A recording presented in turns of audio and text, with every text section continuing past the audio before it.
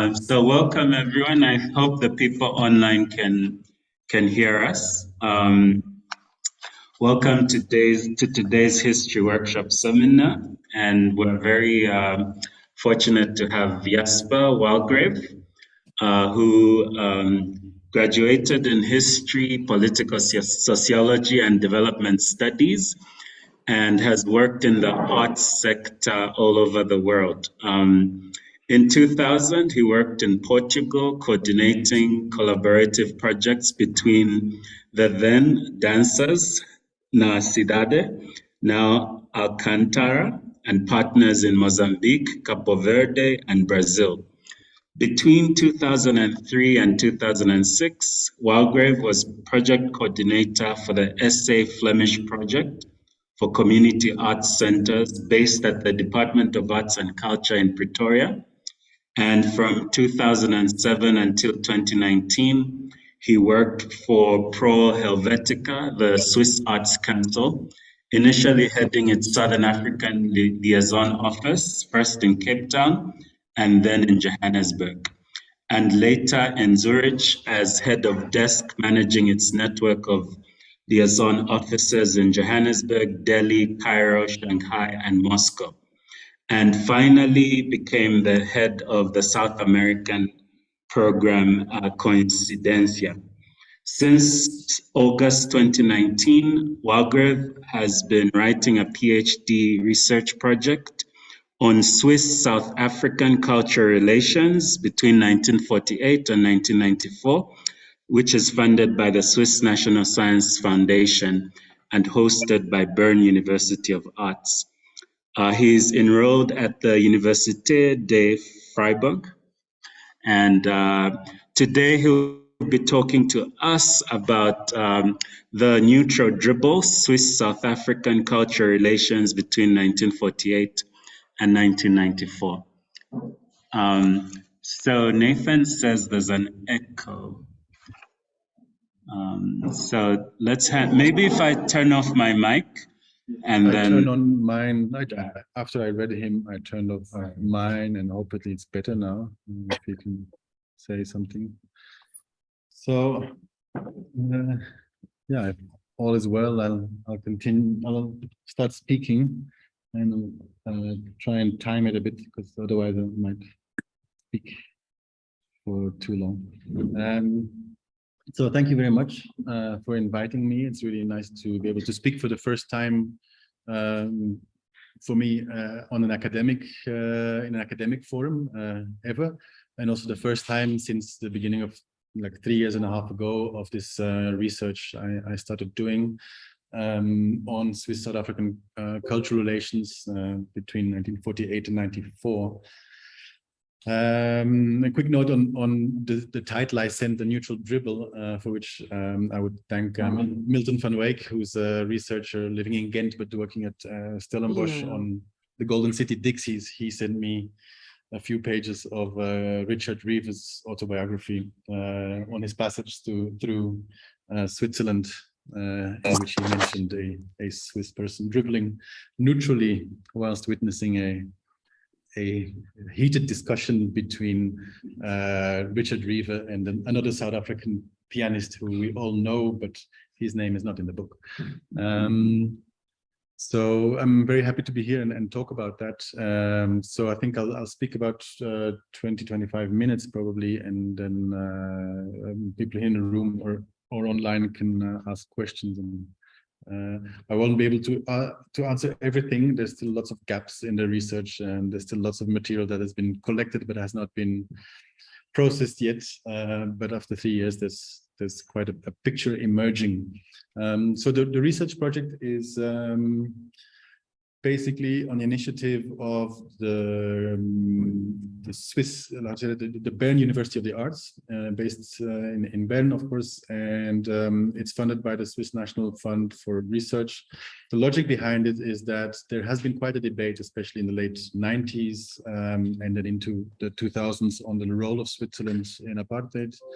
There was a huge research project which was commissioned by the national government Once the court cases in New York against a number of the big companies, including Swiss banks, begun, unfortunately, the sources for much of that research were closed again by Swiss governments to protect the economic interests.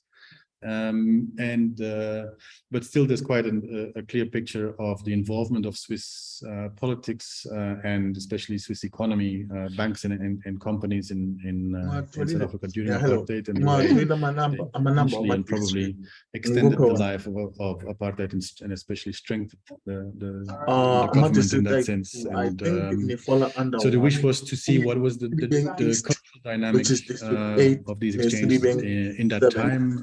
How does that reflect on a cultural level? Does it subscribe? Does it counter some of these movements? Was there anything? And so this wish then resulted in this research project, which is for the 4 other researchers working on much smaller specific contexts. One, Olafuri in Stellenbosch, and another 3 in Switzerland, including Chris Walton, who's the initiative of this project. And then I'm at the University of Fribourg with Claude Hauser as a supervisor on a PhD level, which is good because that gives sort of the contemporary history professionals input in this research. So the project runs between summer 2019 and summer, European summer 2019 and European summer 2023, and hopefully we'll manage to extend a bit because COVID did slow down quite a bit of the research and so on. And of course, the frame of the research is really big. The point of departure of this research actually was the Swiss diplomatic archives, which are housed at the Federal Archives in Bern. Swiss had diplomatic representations in Cape Town and Johannesburg and Pretoria, and had a very deep and extended organization of that material. So it was quite easy to pull out everything related to cultural dynamics. And that gave me a lot of sort of fundamental information of the timing of a number of things that happened afterwards. Of course, you will go on discovering that there's a huge amount of stuff that does not reflect in these archives, but they were a very good departure point. In terms of the why and the sort of theoretical framework around that, there's an initial idea. I think our department at the University of Fribourg has worked a lot on international cultural relations to analyze them in the context of something like soft power. So in the ways in which a nation can use cultural and cultural exchange to present its image in another nation, so that it becomes positively perceived, and so that good political and thus economic relations can be further developed. And there's a lot of that went on. It's not always that precise, and it's not always that top-down directed. I think the research also done in Fribourg shows that in many places in the world, it's very much run by transnational networks of individuals with particular interests, which can be artistic, but which often reflect wider interests than these cultural interests. So of course also a political positioning, a social positioning, and so on. But you'll see in the period of this 4 decades that as the international condemnation of South Africa becomes stronger, and the Swiss economic ties with South Africa remain at the same level, the effect of giving more visibility to the good connections between Switzerland and South Africa becomes deemed as counterproductive, which means that sometimes the Swiss diplomat would quite literally say, you're sending us an interesting cultural projects, but at this point we'd rather not do cultural, as to not give extra visibility to the connections between these countries, so that we can don't have to face all the critique that we have to deal with. If then cultural projects continue to exist and be developed, especially on a level of people at least not against the existing system, sometimes they're supposedly quite neutral, but often with quite a big sympathy for South Africa as even in that period, a country which is not very well treated by all this international critique. So I'm talking about conservative right-wing opinions also in Europe. then you see that there's a sort of cultural ideology coming in, and there's another type of let's say theoretical background that comes in. Starting point for me would be Bourdieu, with the sort of the relations between taste and class. You see that even within, let's say, the European imported tastes of European high culture, so-called, in the eyes of the people defending that, and South African white culture at that time, that there's a sort of this idea we must educate these people because that will strengthen their European identity, something like that. And Bourdieu works well in that. There's since Bourdieu a lot of work being done on the basis of his work, which I need to develop further, but that is a starting point on sort of why particular groups, which are social groups from a particular standing in Switzerland, would pursue particular cultural projects in South Africa at a time that it is not, let's say, from an opportunistic point of view, very logical to do so. A further point would be Edward Said, of course, with the idea of we're looking from one country perceived as civilized European country to another world, and hence this sort of paternalism that comes into that, and the boxing off of the other culturally is something that one would find a lot of references to in the work of Edward Said and people that have worked on his work later. I'm already going the time. So that's kind of the theoretical framework. And then, of course, the research done under Georg Kreis 20 years ago on political and social connections between South Africa and Switzerland is an interesting point of reference. Also, I guess, from a less academic point of view, the current day, let's say, practice of international cultural exchange, the existence of Pro Helvetia still here in South Africa, even though it's started to look much wider in the continent than only in South or Southern Africa, but also the persistence of French, German, and other cultural exchange programs, I think have been very rarely really been sort of put into light of a historical perspective in terms of South Africa specifically and these international exchanges. So this is an interesting exercise in benchmarking for that. So that was the introduction. Now, in terms of the explanation of the period, of course, the apartheid period is then seen by the project as from 1948 until 1994. We all know there was lots of apartheid before 1948. It was not called like that, and there was also quite a big Swiss immigration already. So Swiss people were looking for who were often working class people that had a quite, let's say, sober ways of living. Would look for a better life here, and were invited to come here also in campaigns by South African government. Some of them before World War II, and a much bigger part after that. In order to attend to these, there were already some diplomatic representations in Cape Town and Johannesburg, but the Swiss embassy in Pretoria was actually opened only in 1952. And that was very much under the impulse of Swiss economic departments. So the Department of Economy kind of ordered the Swiss Department of Foreign Affairs to open this embassy on, let's say, the impulse of a number of big figures from the Swiss business world. So the idea to open in Pretoria was not so much a consular service to Swiss immigrants, but it was really to have an additional support into this growing interest of, let's say, flourishing economic relationships. And when it was in the beginning called a legation, not an embassy, and so the ambassador was at that point called a minister. The first one in 1952 arrived, the Ram. Quite quickly, he quite literally said, like, let's do some nice cultural projects. Don't we have an exhibition to show so that we can show the nice, let's say, quality of work we do in Switzerland, which would then make our access to South African political world and economic world easier. This kind of, let's say, it would be probably interpreting into time when one calls it naive, but from now at this point one can call it a bit naive positioning. Would last probably until the mid 1960s, where a number of classical music tours, exhibitions with a big, let's say, Swiss logic were presented with the idea of creating these good relationships.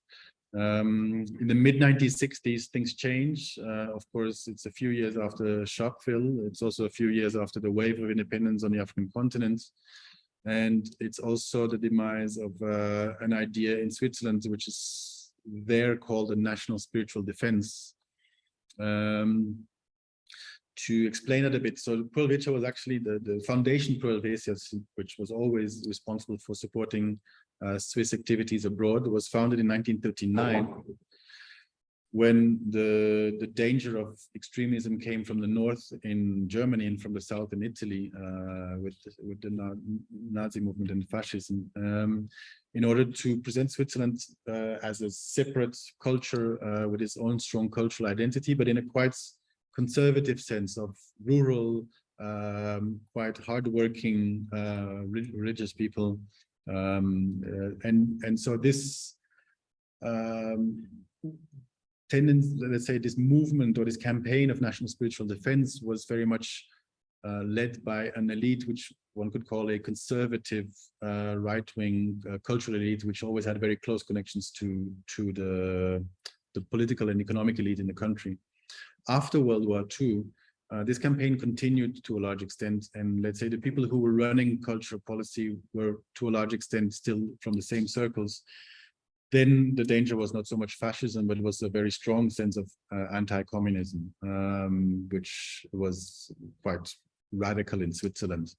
And so this was very predominant until the mid 1960s, when in Switzerland there was really a sort of a cultural shock within society that caused things to shift. And that caused, for instance, Pro Helvetia also to change in its mandate and really become much more focused on the artistic work more than the sort of national propaganda, and supporting artists becoming more autonomous also, and catering for let's say, a new class of artists or a new generation of artists, which were often very critical of this old-fashioned conservative view of the arts in Switzerland. So that happens at the same time that, of course, the international vision on South Africa radicalizes, or becomes stronger, and it becomes even less interesting to do these international exchange projects and to show one's country there. So you get a period actually where very little things happen, very few things happen. There's even at some point in Switzerland, because of all these changes, let's say a research commission that should look at what is happening, that should map what is happening internationally in terms of our international exchange, and then asks each embassy to send a report of the activities of the year. And for 1969, they just sort of trace a diagonal line over that map that is said is nothing. We did nothing in 1969, which is not entirely true, but it was close to nothing. And then, so in the late 1970s, things start changing here. Let's say the period between 65 and 75 here is, of course, also the period where segregation was extremely strong. The feedback on that is very strong, that, you know, theaters were completely segregated. And the experience I've heard also from Swiss diplomats who were here in the late 60s said that it was an extremely difficult context to work in. Some of the diplomats, really depending on personalities, remained quite sympathetic to the government, but some of let's say the lower levels of diplomats now, at least when they speak to me, were extremely critical of that. And so basically not much was possible. In the late 70s, that picture changes a bit, whereby even though the repression and the violence increases after Soweto in 67, a lot of theaters become desegregated, and a number of projects, like for instance the first Cape Town Film Festival in 77, was really made by people who thought that this was a platform to act against their government. And so one would see in the early 1980s that even though apartheid exists and is extremely violent and repressive when, as an international European person, one wants to do cultural stuff here, one is not confronted with this thing that it is for white people only, at least on paper. And in practice, actually, most of these events were still for 99% for white people. So but that's that last period where between, let's say, 77 and 90, where that is possible, and at the same time, a lot of the, let's say, South African artistic expression, which is critical of apartheid, by choice or by experience of life, is then also exported to Europe in various ways, and also comes to Switzerland, which is something that one sees from that period onwards. So within that context, you see I'm going over time, there's, let's say, two big blocks. One considered also in the study of Georg Kreis in early 2000, in the relations between Switzerland and South Africa. He says there is actually no middle fields. There's also in politics or economics, anything that you see happening in that period in the relationships between the countries is either critical against apartheid or is cooperative, is sympathetic to the government. There is no middle way in that. And I think in the ways of analyzing the cultural dynamics of that whole period, one can analyze that according to these two big poles as well. So on the side of people with sympathy for the regime, one could make a sort of a sociology of who was in there and which were the main, let's say, activists activists is not the right word, but proponents of pursuing cultural projects. It's mostly cultural exports. I would not call it cultural exchange. To some part, it's of course elites and diplomats, elites from the political and economic fields. But when they came here, especially the diplomats, their field of specialization was not culture. The way these things were brought in is actually often by people that were living here and that had a German-speaking descent, mostly German-speaking, very few French. A lot of them were Germans or of German descent, and some of them were of Swiss descent. And they would be heads of departments of German language. They would be the head of the National Library in Pretoria. They would be a head of the Pretoria Art Museum, for instance. They would be professors, but at the same time, independent theater makers. There was a figure like Hans Adler, who was a German Jew, left Germany in the 1930s, who was an impresario for classical music, who seemed to be quite racist, was for quite a long time a head of the Johannesburg Musical Society, and mediated a huge amount of concerts in South Africa, of which a huge amount of international artists, of which only a very small minority were Swiss, of course. On the South African side, the picture is less clear. I think it's more obscure. There is, on the one hand, the Department of Education, Arts and Culture and Science, which seems to be mostly, let's say, staffed by people who were civil servants and very strictly seeing onto the implementation of apartheid. I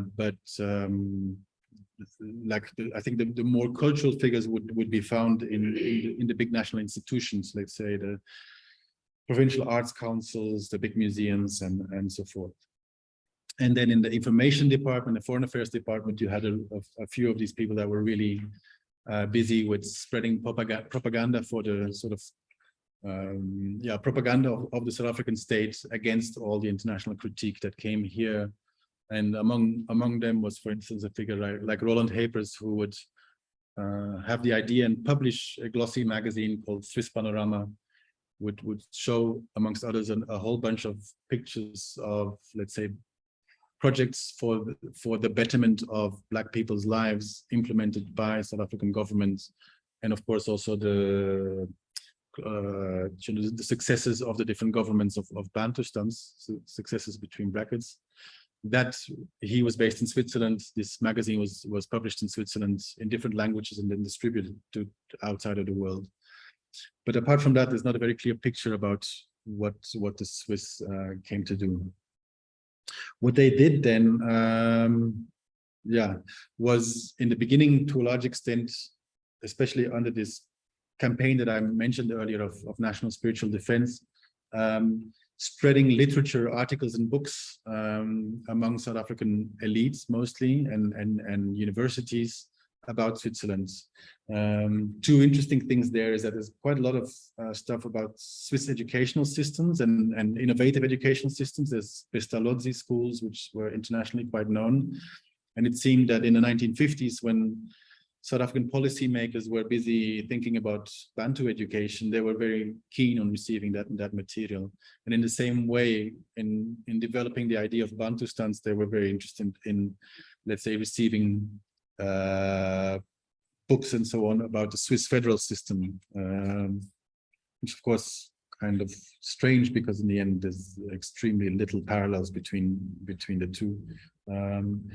But yeah, these discussions are quite, and they go like, the books are kind of straightly distributed between an ambassador and Forster, for instance, with compliments. And those books would all be distributed from Pro Helvetia out. And then, of course, there's the national exhibitions that I spoke about earlier. So the first one that this Minister de Raam kind of really wants to implement is in 1953. These discussions start, and the opening of the exhibition is in 1957 of Swiss posters. It's an exhibition that existed, that was traveling through Lebanon and Egypt and so on. And so they managed to find a gap, and it managed to go around in Switzerland, in South Africa. The wish of the diplomats was that there would be a lot of collaboration from the South African government, and that interest actually did not exist to a large extent. So it was very much the diplomats and some of these people that were placed as cultural mediators who managed to find, for instance, here in Johannesburg, an interest of Stutterford's department store to show this. In Cape Town, it would go to the university, to Michaelis. A few years later, when they wanted to sort of build on the success, between brackets, of that exhibition with an architecture exhibition, there was a bigger involvement from government, but mostly in sort of sending letters out to different university departments to encourage them to actually receive this architecture exhibition, still in the early 1960s. Other stuff that happened was, of course, a lot of classical music. This Hans Adler that I mentioned earlier was there, and it went through different halls.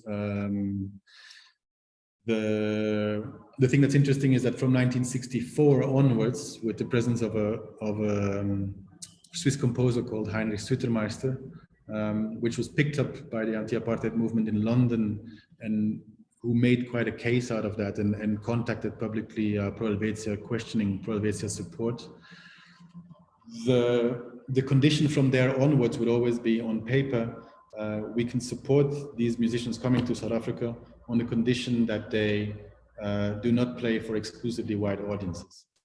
And this was then interpreted in ways that in 1965, for instance, the first big tour that happened under this condition, the Festival Strings Lucerne, would have about, sort of, Hans Adler would organize for them about 17 concerts throughout the country in a very busy program, all for white audiences, because segregated venues. And then they would add one free concert for black audiences, which incidentally happened in Johannesburg. We recently discovered at Doke House. So it was hosted by union artists, the same people who promoted the King Kong just a few years earlier. And yeah, the musicians who were there say that it was interesting in the sense that it felt like a sort of an imposed number of exchange, more than really an opportunity for Black South African audiences to come. So what happened is that they played in Doke House, where there was also a gym, and they kind of said, we'd never really had, well, on that day that we played there, we didn't, 7 September 1965, we didn't really have audiences, but sometimes a guy from the gym next door would walk in with a towel around his neck and would come and listen, be interested in what we were doing. In the meantime, they were playing classical music in that space. But straight after, they were served with from Doke House with a rendition of Sponono, which was a sort of a follow-up musical on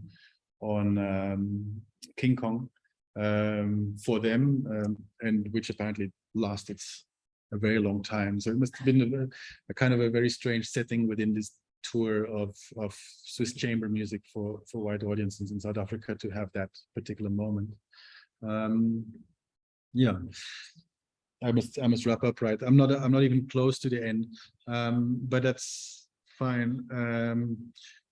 Maybe going on in the 1980s, you will see that there's a much more political approach to this from friendship societies, conservative Swiss right-wing people that were interested in showing another picture of South Africa to Switzerland.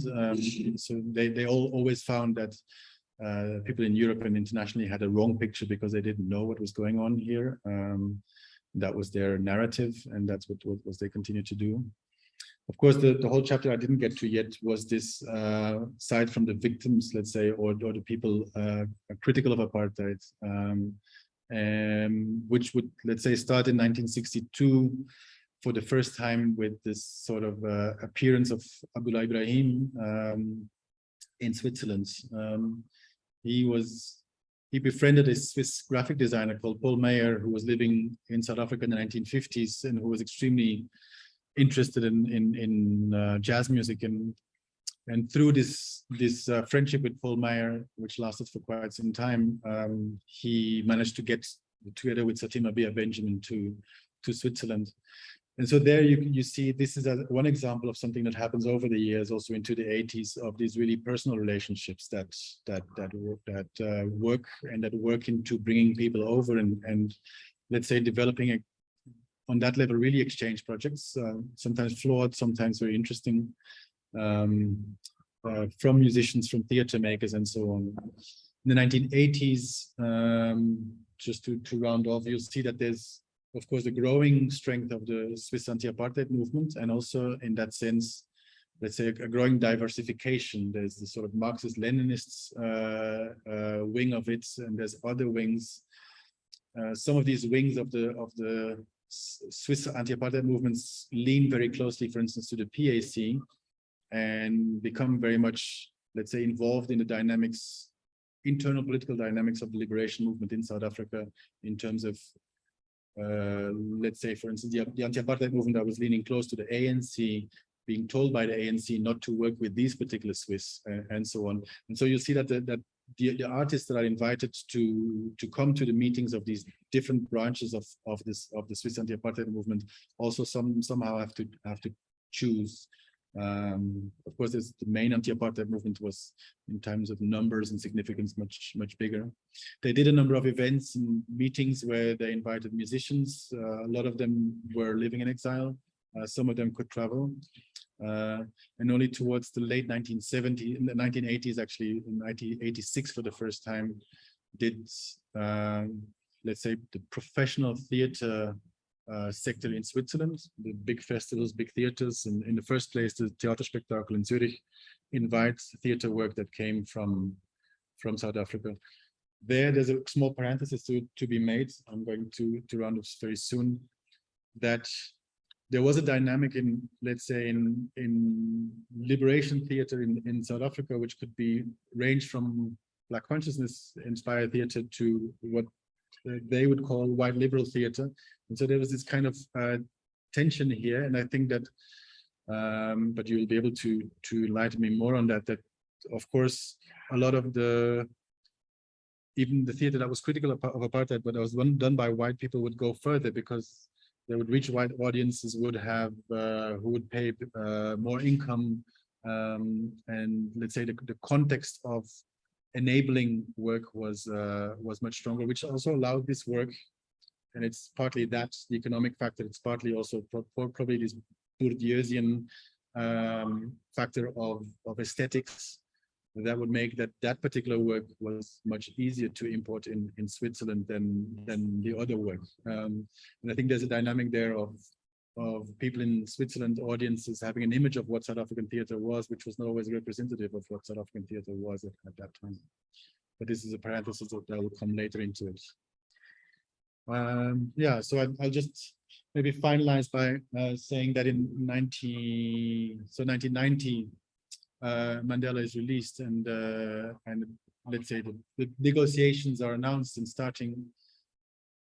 in my view, in those first few years, there's actually a huge amount of continuity, both on either side. So the projects that are done, as opposed to some of the other, I think, European governments that, especially in Great Britain, that invest quite a lot in creating a sort of a cultural image of this, let's say, time spirit of liberation, and to latch on to that, that the Swiss kind of let's say official side, and those cultural projects that continue to be supported by diplomats and so on, were somehow denying this change, and were continuing to work and maybe sort of enjoying the greater facility of working and of bringing classical chamber orchestras, or of doing other work which in terms of its content and, let's say, the audience that it was developed for, had very little to do with this spirit of liberation that was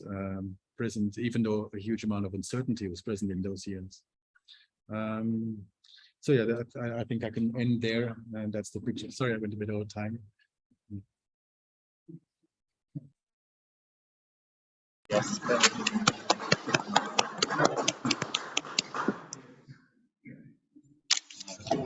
Right. Just turn up your mic. Thanks. Oh, okay. All right. Thank you so much, Jasper, for that very interesting talk. Okay.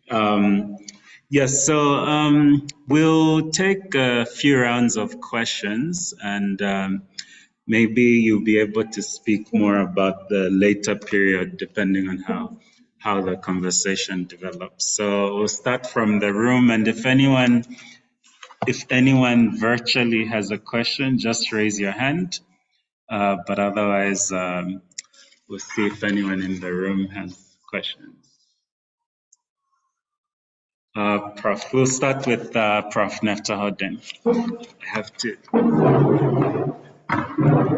Thanks. One day. Thanks, Jasper. I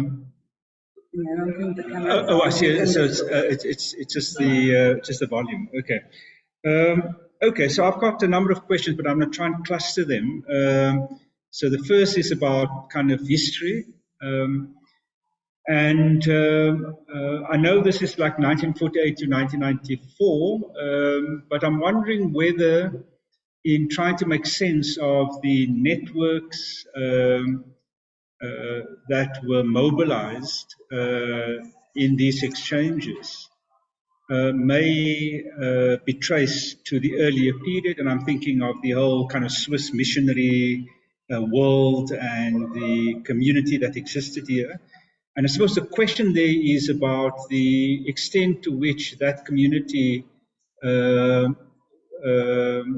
support into the apartheid ideology, or whether there was any kind of a division there. So it's about the contestation, potential contestation within that community, particularly if one considers the sort of missionary dynamic, which was often paternalistic, but there was at times a liberal dimension to it. So that's sort of the first question. And then sort of a later historical question, which you didn't have time to explore because of time. It's about the sort of the kind of periodization, and I can see the periodization. The question is about kind of political, ideological changes in Switzerland.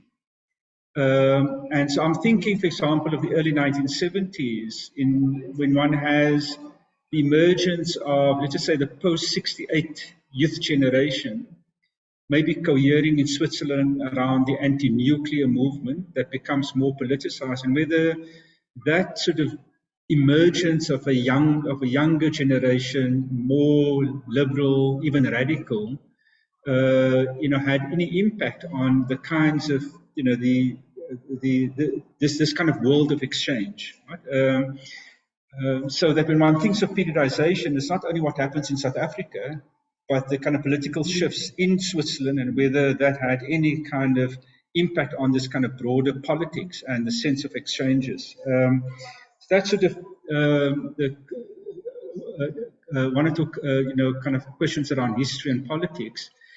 The second question is about audiences. Right? So both kind of targeted audiences for these exchanges and the actual audiences, and what was happening. So you're talking about the elites, these are formal exchanges. My sense is that, say for example, compared to let's just say US music or UK, this would have been on a much smaller scale. But I'm wondering who the audiences were. So the label you've used is elite, and whether those audiences changed over time, and whether at any point in South Africa the audiences become younger, and what were the dynamics. Because one also sees important generational shifts within the white population in South Africa. And so whether, in fact, what one has over time is a similar, increasingly older audience, or whether, in fact, there's a younger audience coming in with different ideas. And then the final question for this round is your question for the thesis. So I wonder if you could just say a bit more, because what you've done in the presentation is to kind of set out some of the broad kind of processes, the nature of the exchanges. But I wonder what the kind of core question is of the project. Is it to understand, to critique the idea of Swiss neutrality through this experience, or whether there's another question there? What is the question around which all of this history hinges on? Yeah, thanks. Thanks. Let me see.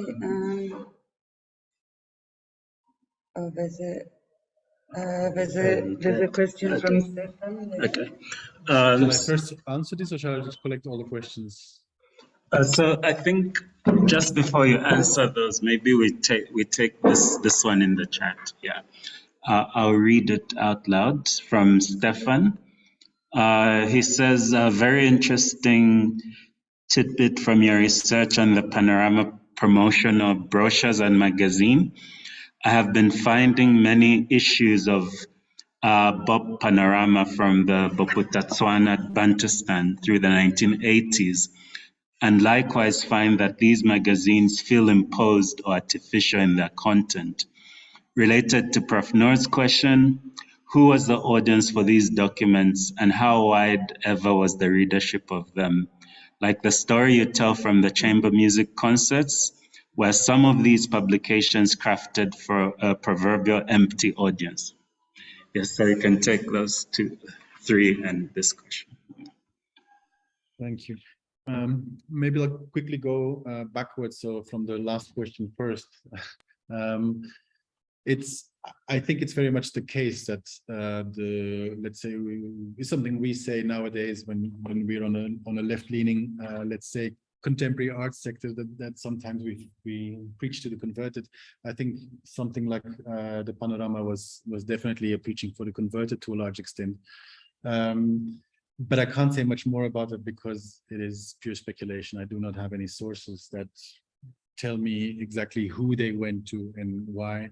And I think a lot of it was, if I look at practices earlier in the years from the Swiss as well, was on the basis of, let's say, caring for institutional or professional relationships. It's sometimes good business relationships, and then you get a nice glossy magazine.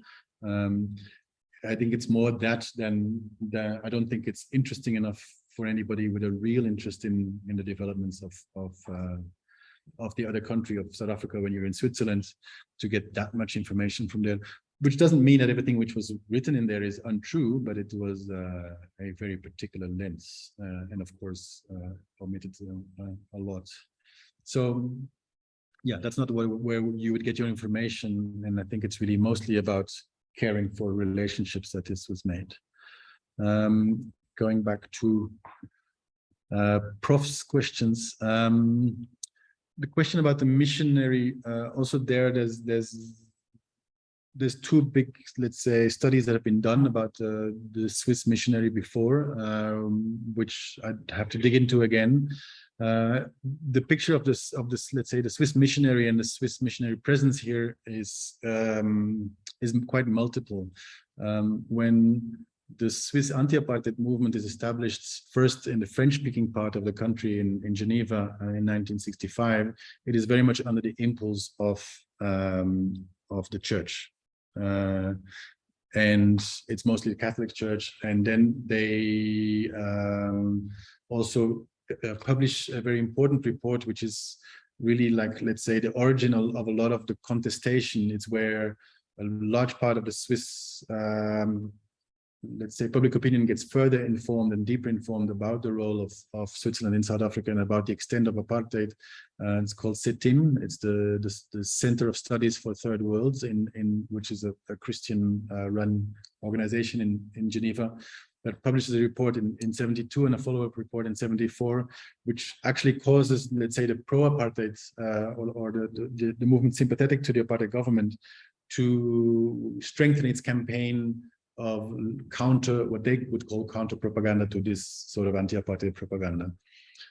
So there's definitely a role of a particular part of the church, which is very important in establishing anti-apartheid as a movement in Switzerland. But at the same time, there's, let's say, a huge amount of paternalism, or it's a combination between paternalism and pastoralism. And it's I will take it also into the last part of your question about my main research question, right?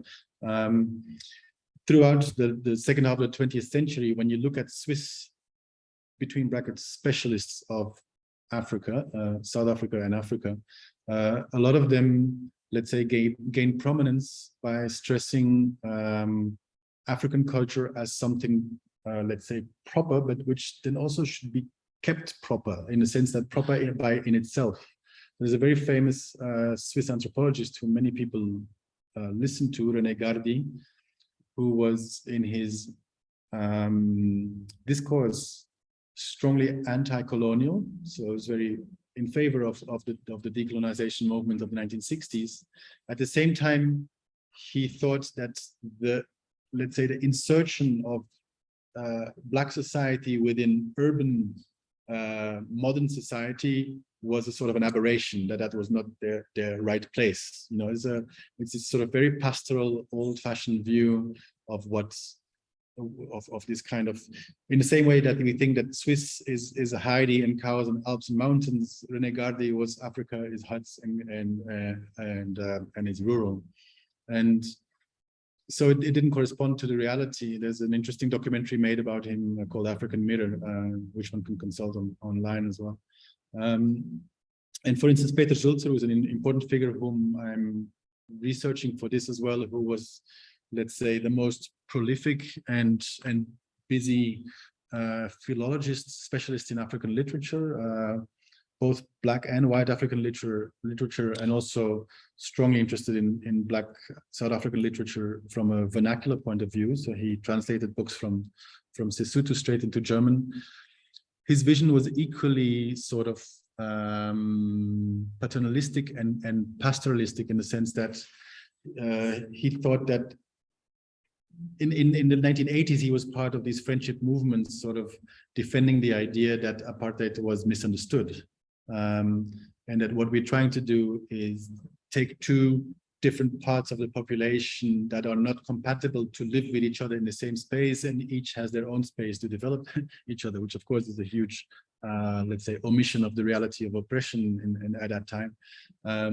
But they kind of generally believed in that, and even though he translated radical writers like Richard Reeve and a lot of them, he remained very much convinced of that. When you look into his correspondence, though, in his extremely multiple, let's say, or wide-ranging correspondence between like hundreds of people, with hundreds of people in South Africa, his correspondence with the Black authors he translates and publishes are always very small and casual, like it's business-like. So many pages, you're getting paid so much. Can you explain me this word, and so on.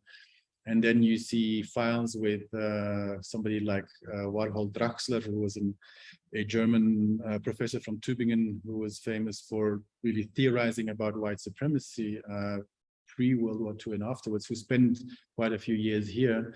with which Sulzer has a very thick file of sort of in-depth interested in political exchanges. So there's a way in which one gets the picture that Sulzer was interested in Black literature and sort of in understanding the other side without really engaging with it, without being able to engage with it. So that was already quite far from that question. In terms of audiences, let's say, I know when I want to get back to Sulzer very briefly to say that Sulzer was very much a religious person and was, investing money in Swiss missions and was investing, was having let's say a foster child in South Africa with whom he would exchange letters, and which was through a Christian organization. And so within Switzerland, between Christian organizations, there was a very strong debate also about whether or not the role of the church is to criticize apartheid or not. The question about audiences is a hard one for me to answer.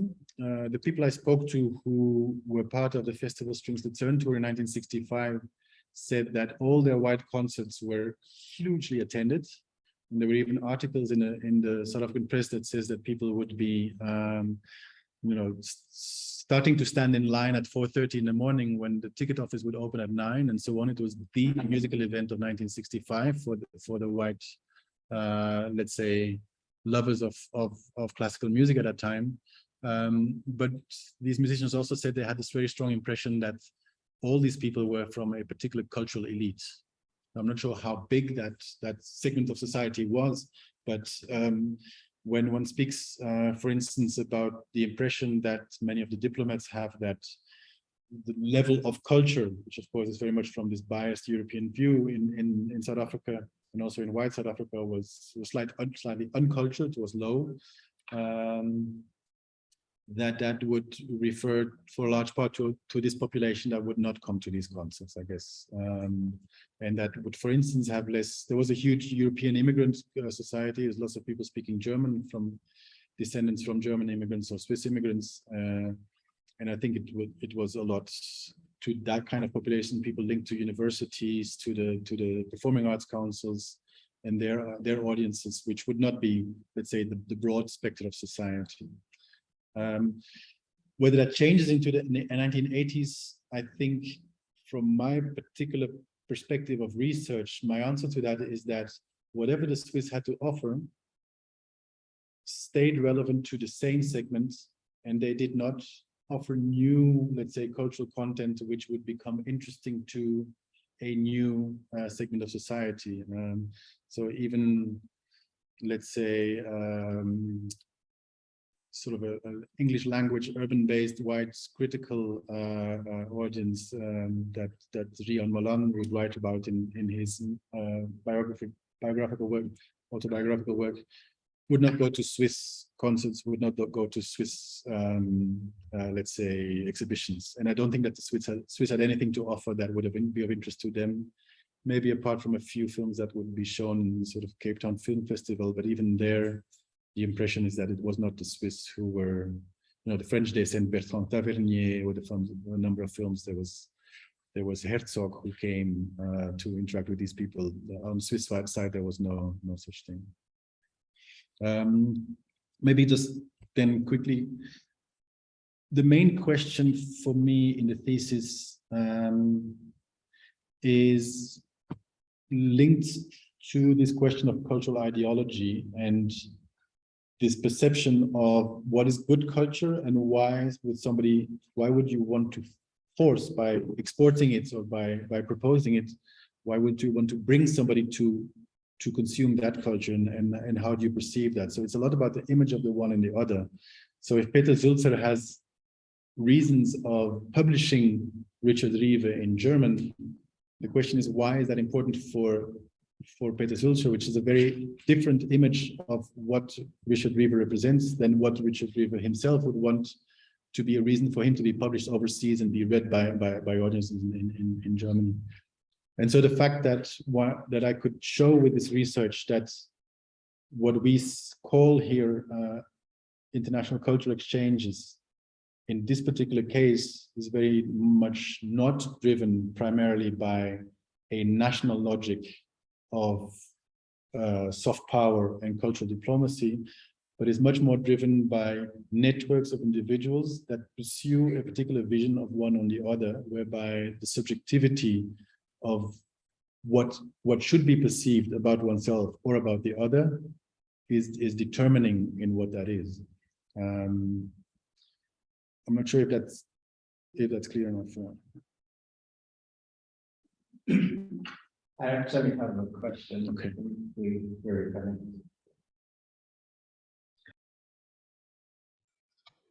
Great. So one of the groups that I'm studying for my PhD research, the Soika Institute of African Theatre, actually went to a festival in Lugano in 1988. So they were township based. And I just want you to say more about the groups that put on these, that invited theatre groups and other artistic groups from South Africa in the 80s. But the impression I have from a couple of interviews is that the audience was very enthusiastic about their theatre. It was very African-based theatre. But you spoke of a contradiction with liberal white theatre from South Africa. So maybe it was different depending on who invited them. Yeah. And I don't know, before you answer that, any questions in the online?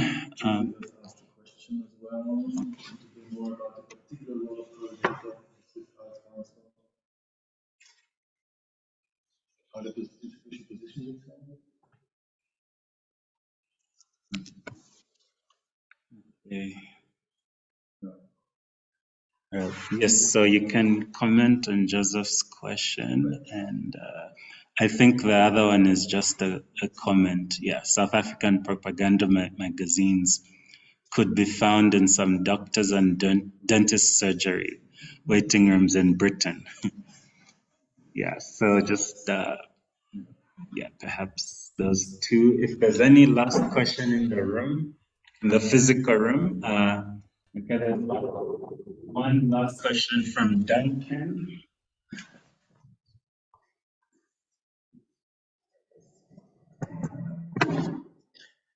Thanks for your presentation. My question builds on the question of Kasonde, which is to ask about the exchange element. You talked about the export of Swiss culture to South Africa, orchestras, exhibitions, and so on. But what about South African cultural exchange to Switzerland? You know, who is organizing that? Who is inviting people? What kind of groups get invited? And do those invitations reflect this kind of, perhaps this sympathetic community in Switzerland towards apartheid, who then invite a particular type of artist to Switzerland, or perhaps reflects efforts by the South African government to kind of appear European and connected with European high culture? Thanks.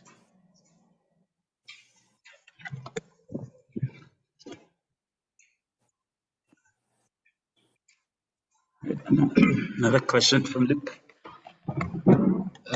My question has got to do with you mentioned the Swiss immigrants in South Africa. I'm curious if there was any sort of organizing Swiss community, or if they just sort of merge into the local population. I know that was the intention with, in particular, with people who are speaking languages like German and Dutch and Flemish. The South African government was hoping that they would merge into the Afrikaans community. And having said that, if there is some kind of organizing around sort of a Swiss identity community, does that have an impact on the way that the sort of diplomatic relationship bears out? Are they having some kind of influence over politics or international politics in Switzerland? Right. So you can just answer those questions and make some concluding remarks. Okay, there is one hand online. So we'll let... Hand up. Oh, Dr. Mbata. We'll let Dr. Mbata ask a question. I hope that's not too That's many. perfect. Yeah, That's fine. okay. Go ahead, Dr. Mbata. Thank you. Can you hear me?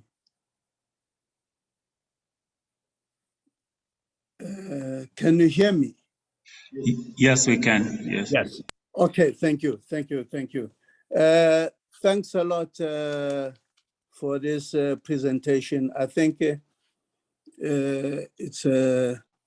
you summarize it very well, and it's a very involved thesis and analysis of this cultural relations. And I like your summary of what your mission objective was. I'm interested. I'm one of those German-speaking South Africans who studied in Germany, and I did my doctorate there. I'm interested. You just touch in passing the relationship between Swiss organizations with the ANC and PAC. I wonder if in your writing you did try to engage with the ANC or the PAC to speak on their relations with the Swiss government or with Swiss anti-apartheid organizations. And in that also, I think it would have been also of help to understand what, Switzerland is not counted among those anti-apartheid states, for that period when we're still in the liberation struggle. So, but there were a number of states that supported and gave scholarships to students to come and study in their own countries like Holland, Germany, Sweden, and so on. It would have been of interest to me to know if there was interest in the cultural field, if the Swiss government did issue scholarships for then Black and minority groups, or whether it be Africans or colored, that came to Switzerland to study. I know from my own, because I've been part and parcel of the liberation movement, that at the end of apartheid, towards the end of the 1980s, that there were some talks, secret talks that took place in Switzerland between the ANC and a representative of the apartheid regime. But yeah, maybe let me end there, let me not take long. But I think I'm very much impressed about your research, and I'm interested in it.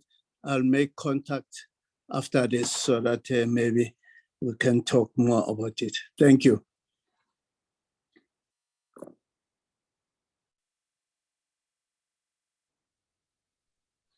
Yeah. Thank you very much. Really interesting questions. I've taken notes here. If I do miss out on something, please make me attending to that. Let me maybe start by the beginning by your question. It's something that is very interesting to see how, with which level of enthusiasm this material was received in Switzerland at that time, when Sophia Town, the sort of market theatre production by the Junction Avenue Theatre Company, mostly directed by Malcolm Perkey, but mostly with a black cast, apart from one person, was presented at the Theaterspektakel. They had 4 nights in a tent of 1,200 people, which was always fully booked and which was always had standing ovations that lasted a very long time. And the same for Sarafina a few years, 2 years later. Morgan Ngema had 8 presentations in this tent of 1,200 people, and later came, not half a year later, came back to Zurich to in another huge venue. So it was really sort of a very significant cultural event at that time. What that means about how it was perceived is another question. Maybe one anecdote which is significant in that is that at the end of Serafina, at some point in Theaterspektakel, there was a very sort of angry segment of the crowd, which were people come from the radical left, from the sort of Marxist-Leninist movement in the anti-apartheid, who kind of got angry with the cast on stage of why are you coming to sing and dance for us whilst you should actually be fighting. You know, there was this kind of expectation and this stereotype coming from a Swiss audience, which is politicized in a particular way, of saying like, you should be doing that. So I think there was lots of prejudice and in the way I think formulated the main question.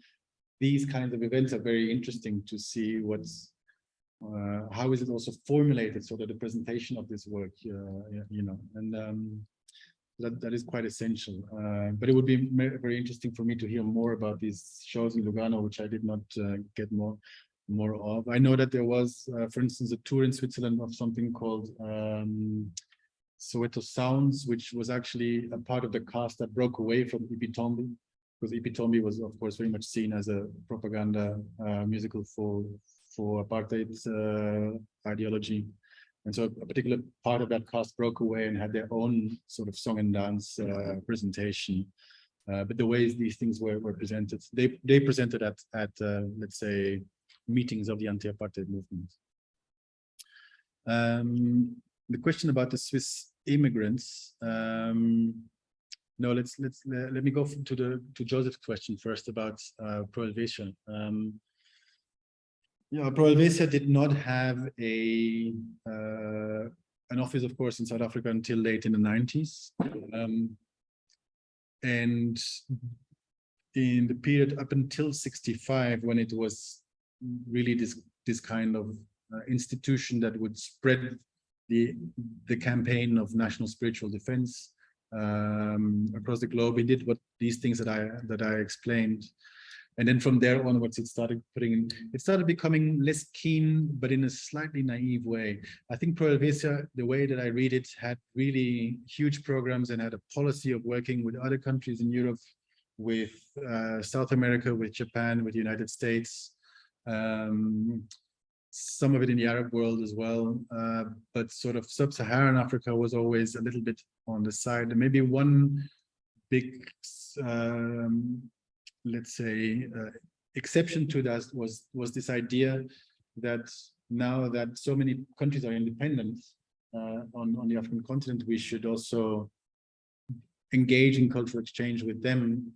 But then there were no, let's say, cultural operators. There were no people like, let's say, these German language professors from universities or impresarios to facilitate that, and there was not enough knowledge. So there was one big project on which there's also a particular research project that was done in Dakar in 1972. La Suisse présente la Suisse, so Switzerland presents Switzerland. One of the first exhibitions held in this new museum, which was built on the model of a museum in Neuchâtel in Switzerland, because that museum director and Leopold Senghor were very closely related. And that exhibition just, let's say, exceeded the available budget for such things in an enormous way. It ended up costing 500,000 Swiss francs, and kind of ended up making impossible anything else around these years also being done on the African continent, including South Africa for some years. In the 1980s, however, with the Swiss politics, let's say, getting more and more interested in North-South exchanges, you know, the whole idea of cooperation and development is something that became stronger there, and the Swiss Agency for Cooperation and Development was really gaining shape there. And then there was also a task to Pro Helvetia to have a North-South desk and to think about its North-South exchanges. which it did also again in a tentative way. There was one lady at the embassy in Cairo that already engaged in a lot of exchange, so they gave her money to deepen that. And then only in the 1990s, actually, this went further into working with South Africa for opening the office here. I don't have the impression that there's, apart from that, a very strong sense of what ProAsia was doing or should be doing here. And in the same way that this diplomat that I spoke to, who was at the Pretoria Embassy in 1969, 70, said, like, we were sitting here at our desks and we were not interesting, we were not essential for Berne. Berne was, our head office, Foreign Affairs Department, was interested in dealing with all kinds of other countries, but we were left, we didn't get instructions, we didn't know what we were supposed to do, and it was all to our own sort of, that was particularly to that period of time. I think that might have changed a bit later in the 80s when of course the, let's say, the presence of South African international media became much stronger. But in the same way, I think ProAsia also did not have a very particular idea of this is what we should be doing, either on the African continent or in South Africa, and they dealt with each, let's say, application which came from an applicant because somebody was interested in bringing this particular project to South Africa on an ad hoc basis. They would not, especially in the 1980s when venues got, let's say, officially desegregated, and this kind of condition of, say, you must show to us that you don't only play for exclusively white audiences, this was dropped. But that doesn't mean that the practice of what was being presented was changed. So maybe that's the answer to Joseph's question. In regards to Swiss immigrants, there was, let's say, Swiss immigrants, just like most immigrants now, I think one should not make the mistake of trying to think that an identity is only one thing. So I think they very much try to integrate into white South African society, Afrikaans society, and very much did so, also ideologically, unfortunately. And at the same time, they kept their Swiss identity very strongly. So there were Swiss clubs, there was the Swiss male choir, there was there's this tradition of shooting, rifle shooting in Switzerland. There were rifle shooting clubs here of Swiss. When the Rand Easter show happened, there was a Swiss pavilion serving fondue and raclette. And so all of these things happened from the Swiss community. And at the same time, they would be the biggest defenders and the most vocal defenders of apartheid as a sort of the right sort of political solution for this particular country with its particular challenges, which would not be understood in Switzerland. That was their line. And one example is a young couple that was looking for a job in Switzerland and was invited to come and care for a farm in the north near Toyando in Chapuma. And they arrived there at the end of 59 and stayed only for a few months, after which the boss sort of decided to close the farm anyway. And the lady of the housewife, let's say, of this couple, because that was her role, had very little interaction because of, let's say, the geographical location of that house with other white community, but had quite a lot of interaction with Black community. And wrote this book, which at the same time is a sort of a flowery book of like our big adventure in Africa, in a sort of, but at the same time has some very critical passages where she reflects her discussions with Black South Africans on how they are treated by their bosses. And when that book came out, a lot of the members of the Swiss immigrant community in South Africa wrote letters to the Swiss embassy saying that it's such a scandal that this woman who doesn't know anything is allowed to write such a book, and can't the ambassador do anything to make sure that this book gets prohibited and all of these things. So you can see that this identity is quite multiple. And then going to Professor Mbata's question about ANC and the PSC, I think there's a lot of research there to be done generally, not only in the context of my research. I had one particular conversation with a lady who was in the sort of Marxist-Leninist side of the Swiss anti-apartheid movement. As I said, it had a lot of different parts.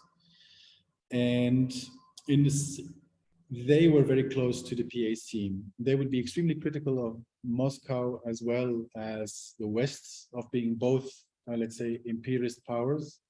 And at that time, they made the choice of, for instance, in Angola, choosing UNITA as the right, let's say, organization to support an MPLA as the sort of the ones being supported by the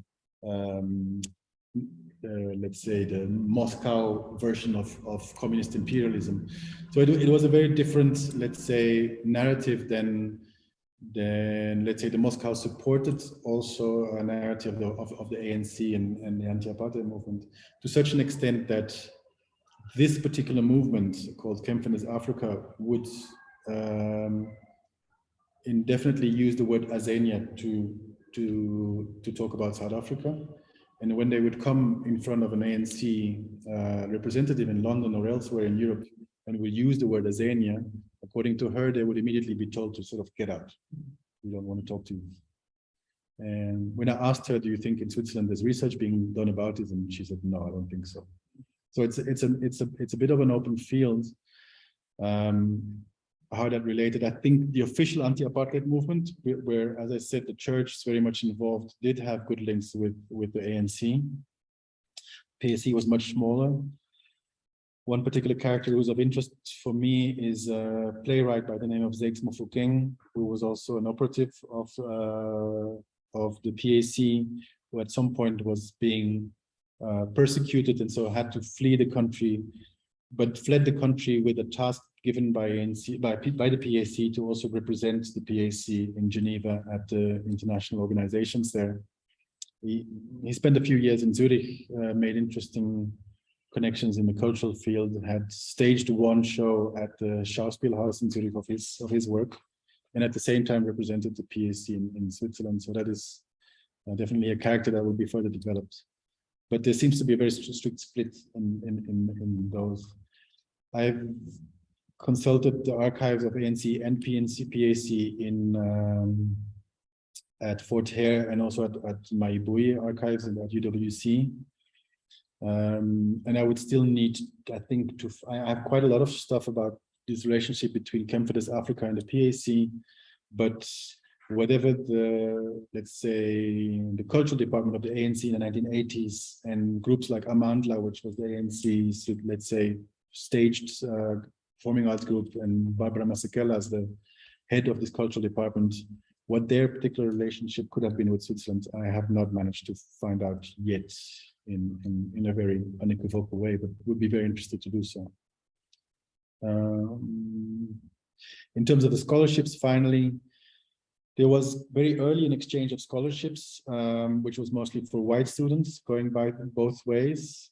And then there were a few individual cases, but there was, from a Swiss government point of perspective, nowhere near such, let's say, a developed policy that some other European countries had to do that. I think towards the late 1980s, the Swiss started to get a conscience that things could change, even though some people in Swiss elite said, like, this will take another 20 years before we see the end of apartheid because we're not ready for it. But from 86, there was a man tasked by setting up something called positive measures. And the positive measures is like, let's say, a whole set of funding for cooperation projects, mostly to deal with education, water, health, that kind of stuff, mostly in Bantustan settings, to sort of counter this image of Switzerland as being the banker of apartheid, to also give another thing. Very much flawed and very much out of touch with what a number of other countries in Europe were doing at that time. But a campaign of scholarships, I have not come across that. That's it. Thank you. Sorry.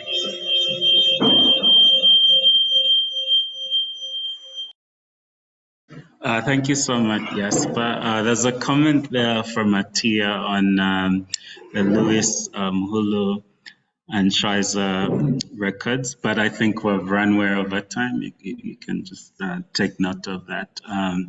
Thank you so much, Jasper, for the very interesting talk, and for people who attended. I think we're looking forward to the final product.